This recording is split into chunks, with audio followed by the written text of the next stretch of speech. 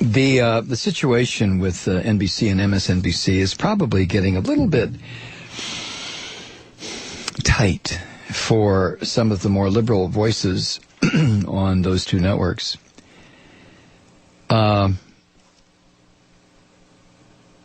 Chris Lehman, writing at yahoo.com, has an interesting take on all this. He or she, is Chris Lehman, is that a man or a woman? I don't know. I'll be sexist and say he. He writes, as the New Yorker's former press critic A.G. Liebling famously said, quote, "Freedom of the press is guaranteed only to those who own one."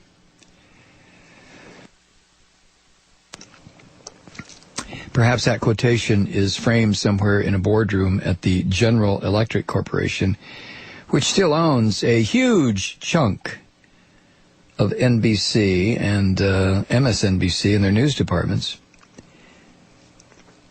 In spite of robust profits of $14.2 billion worldwide, GE has calculated a corporate tax bill for 2010 that adds up to zero, as we've been talking about for a couple of nights now. And they did this via a creative series of tax referrals and revenue shifts. The curious thing about this story is that it turned up in many major news outlets with one key exception. No. Yes, NBC News. No mention there.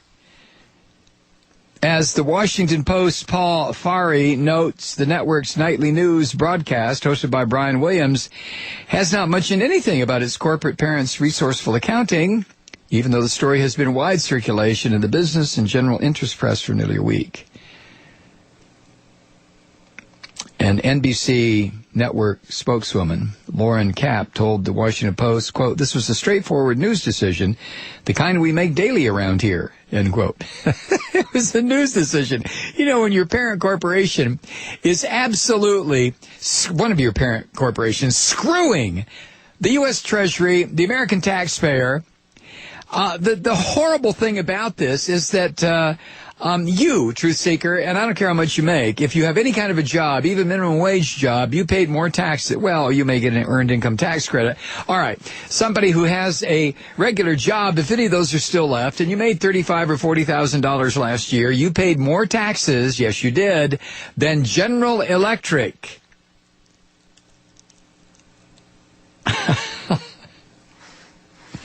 You paid more taxes than Bank of America.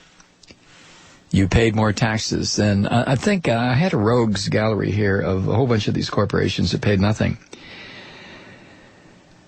Now, one press critic who begs to differ with the announcement by Lauren Kapp, "This is a straightforward news decision, the kind we make daily around here." One press critic who begs to differ is the Daily Show host Jon Stewart, who noted that the nightly news found the time for a dispatch on the inclusion of slang expressions in the Oxford English Dictionary, such as LOL and OMG, right? They can talk about that on the newscast, but not about GE's masterful tax dodging.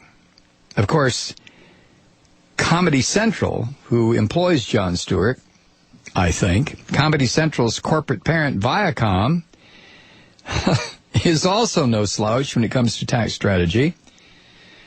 Earlier this year, it sold its struggling video game unit, Harmonix, for $50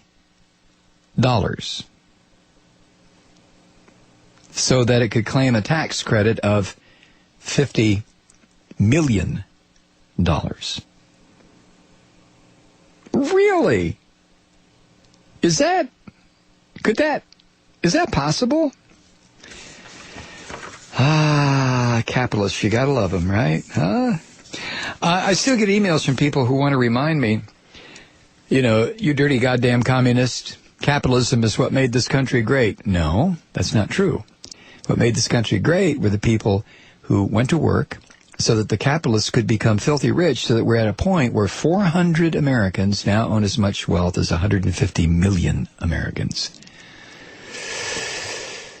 Whew. What else do we have here?